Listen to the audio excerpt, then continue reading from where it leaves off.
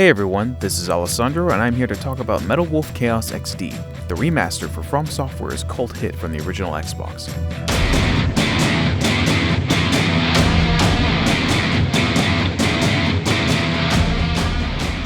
Before the days of the Stoic Dark Souls, From Software was a niche developer nestled between releases of the Mech action series Armored Core and the occasional oddball side project.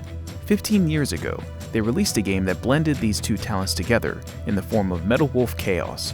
In the years since, it has lived something of a second life as an internet meme, so it's been especially strange to see it return for a third with a remaster.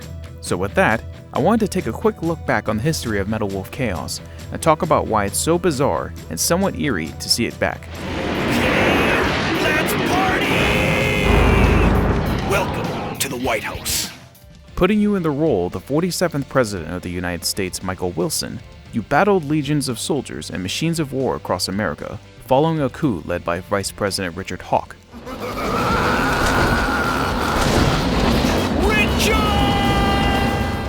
Essentially, Metal Wolf Chaos is this weird pastiche of American action films and Japanese mecha anime. Playing through this strange satire of American culture today can be a fun trip down memory lane circa 2004.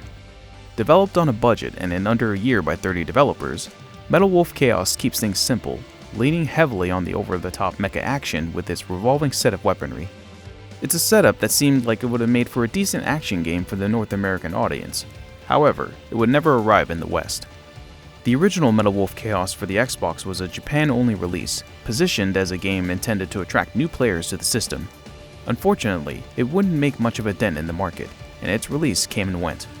At the time, publishers were already transitioning to the upcoming Xbox 360, and the game's satire of terrorism and American culture likely made it a tough sell.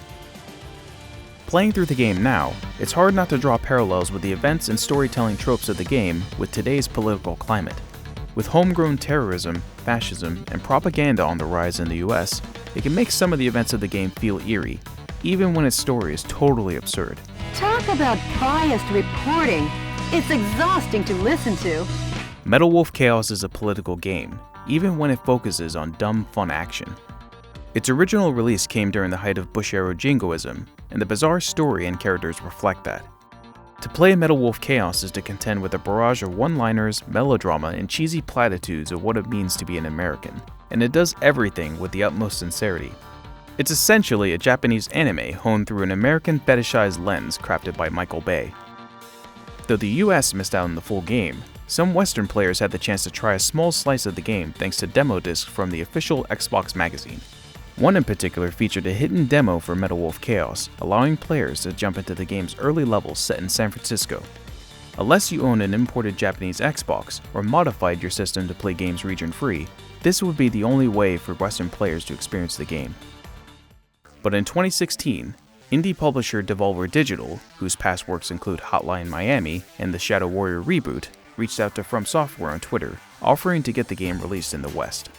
After the tweet went viral, Devolver Digital and From Software began their collaboration on a remaster for modern consoles.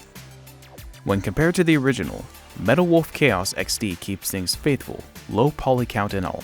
Some notable changes, however, include the upgraded resolution to play at 4K and a new save system that feels a bit more up with the times. In a way, though, the low budget offers an aesthetic that adds charm to the ridiculous plot and straightforward gameplay. In that regard, it feels that similar, so bizarre, it's good space that games like Deadly Premonition inhabited.